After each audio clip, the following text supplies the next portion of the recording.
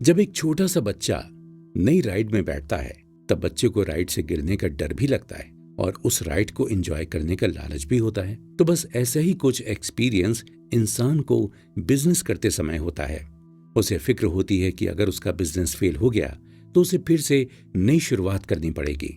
लेकिन इसके साथ ही साथ मन में खुशी और लालच भी होता है कि अगर उसका बिजनेस सक्सेसफुल हो गया तो वो आसानी से अपनी फाइनेंशियल फ्रीडम पा सकेगा। इस तरीके से बिजनेस डर और लालच का एक अजीब सा कॉम्बिनेशन है।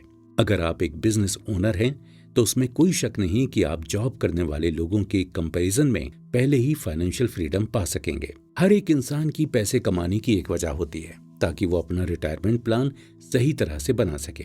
अगर आप एक बिजनेस ओनर हैं तो आप अपने प्रॉफिट के पैसे सही जगह इन्वेस्ट करके अपने लिए एक अच्छा फ्यूचर इनकम सोर्स बना सकते हैं। साथ ही साथ अपने बच्चों के लिए भी एक अच्छा इनकम सोर्स बना सकते हैं जो आपके बुढ़ापे के बाद आपका बिजनेस संभाल सकते हैं और आप काम किए बिना ही अपनी सारी जरूरतों को पूरा भी कर सकते हैं। बिजनेस ओनर के तौर पर आपके पास फ्रीडम ऑफ चॉइस होती है। आप अपने बिजनेस में जैसे चाहे वैसे बदलाव कर सकते हैं। अगर आपको कोई नई टेक्निक का आइडिया है तो आप वो रिस्क लेकर भी अपने बिजनेस में बदलाव कर सकते हैं। एक बिजनेसमैन की जिंदगी में बिजनेस से जुड़ी हुई हर रोज कोई ना कोई नई तकलीफ आती है जिसे उसको समय के साथ साथ सॉल्व करना पड़ता है ताकि वो अपने बिजनेस को आगे चला सके।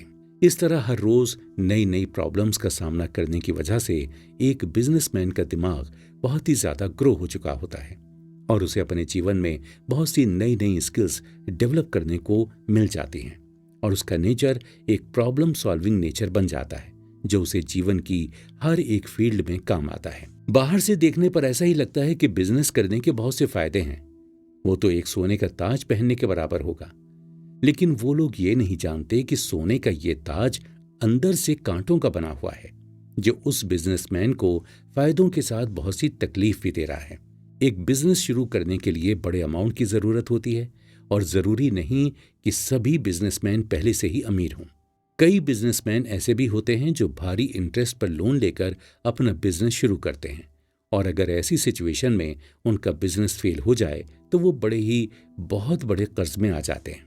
जब तक उनका बिजनेस प्रॉफिटेबल बिजनेस ना बन जाए तब तक बिजनेसमैन एक अकेला ऐसा इंसान होता है जो ऑफिस में सबसे पहले काम करने के लिए आता है और सबसे देर तक काम करने के बाद आखिर में घर जाता है। अपने बिजनेस को सफल बनाने की पूरी जिम्मेदारी उसी के कंधों पर होती है। वही अपने जहाज का कप्तान होता है। अपने एम्प्लॉय से सही से काम करवाने के लिए उसे खुद भी बहुत सा काम करना पड़ता है। इसके अलावा बिजनेसमैन को बहुत सी डिफरेंट स्किल डेवलप करनी पड़ती हैं ताकि अगर किसी समय उसके ऑफिस में कोई एम्प्लॉय जॉब छोड़कर चला जाए और दूसरा इंसान जॉब पर ना मिले तो भी उसका बिजनेस अटके नहीं और वो उस एम्प्लॉय की जगह लेकर खुद से वो काम पूरा कर सके। ये जरूरी नहीं है कि सारे काम बिजनेसमैन की पसंद के हों। बहुत से बोरिंग काम भी उसे ऐसी सिचुएशन में करने पड़ते हैं। आपको अपने माइंड में ये रिस्क ध्यान में रखना है कि अगर बिजनेस फेल हो गया तो आपका सारा पैसा डूब सकता है और आप कर्ज में आ सकते हैं। ऐसी टेंशन के साथ अगर आप बहुत सी जिम्मेदारी उठाने के लिए तैयार हैं और कड़ी मेहनत करके अपना बिजनेस चलाने का इरादा रखते हैं तो ही आपके लिए बिजनेस है। दोस्तों, मेरा एक दोस्त है जो पिछले कुछ समय से एक होलसेल मार्केटिंग एजेंसी में मैनेजर का काम कर रहा था।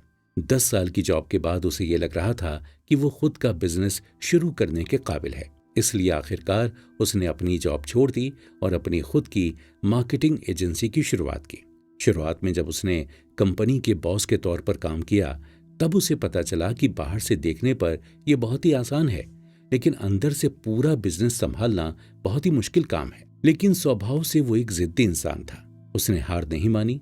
शुरुआत के 3-4 साल तक उसे बहुत सी तकलीफों का सामना करना पड़ा लेकिन बाद में जाकर उसने एक प्रॉफिटेबल बिजनेस बना ही दिया और आज वो आराम से अपनी जिंदगी जी रहा है। जबकि दूसरी तरफ एक और लड़का है। उसने 5 साल तक कपड़ों की दुकान में जॉब की थी लेकिन इतने सालों तक सेल्समैन के तौर पर काम करने से वो ऊब चुका था। इसलिए उसने अपने रिश्तेदारों से पैसे उधार लेकर खुद की नई दुकान की शुरुआत की। लेकिन जब उसने पूरी दुकान संभाली तब उसे पता चला कि सिर्फ कपड़े बेचना ही इम्पोर्टेंट नहीं है। अपने नीचे काम कर रहे स्टाफ से अच्छे से काम निकलवाना भी उसको आना चाहिए। इसके अलावा उसे सेलर से नई फैशन के कपड़ों का स्टॉक लेना भी आना चाहिए। इसके अलावा सेलर से स्टॉक लेने के कुछ समय बाद पैसा लौटाना भी होता है, इसलिए उसे अपने पास आई हुई रकम का सही तरह से मैनेजमेंट करना भी आना चाहिए। उसने कुछ महीनों तक ये सब काम अच्छी तरह करने की कोशिश की, लेकिन फिर वो हिम्मत हार गया और उसने निराश होकर आखिर में अपनी दुकान ही बंद कर दी। हिसाब करने पर उसे पता चला कि सिर्फ 8 महीने में ही उसने 6 लाख रुपए का घाटा कर दिया है।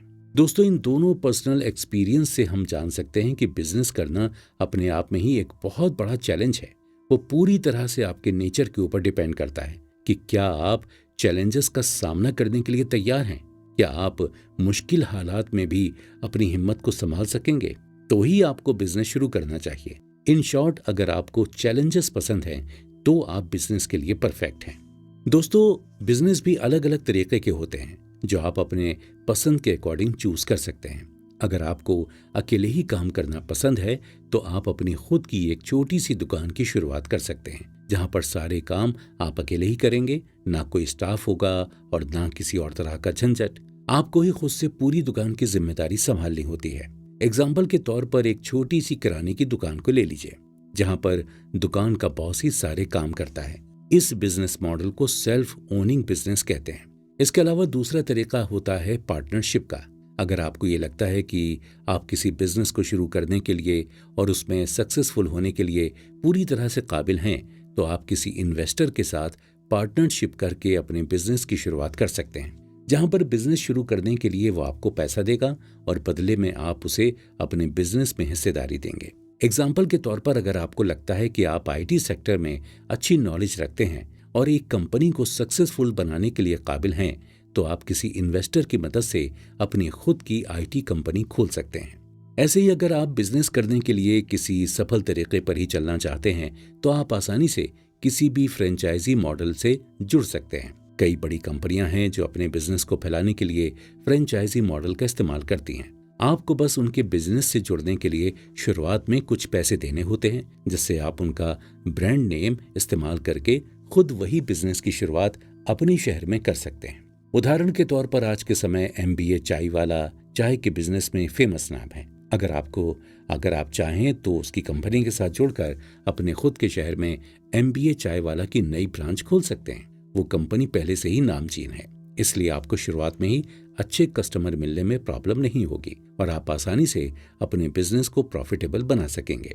दोस्तों, अगर आप ये जानना चाहते हैं कि क्या आप बिजनेस की शुरुआत करने के काबिल हैं या नहीं, तो इसका सबसे अच्छा तरीका यही होगा कि आप सक्सेसफुल बिजनेसमैन की स्किल्स को देखें और उन्हें अपने अंदर खोजने की कोशिश करें।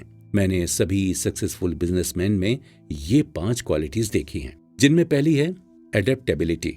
आज हम इंसान 21वीं सदी में जी रहे हैं, जहां पर रोज कोई ना कोई नया इन्वेंशन होता रहता है और इन्वेंशंस हमेशा बिजनेस के तरीकों को बदलते रहते हैं। इस तरह किसी एक फील्ड में नई खोज होने के बाद वो पूरी फील्ड ही बदल जाती है, जो एक आम बात है। इसलिए आपको भी अडेप्टिव होना होगा।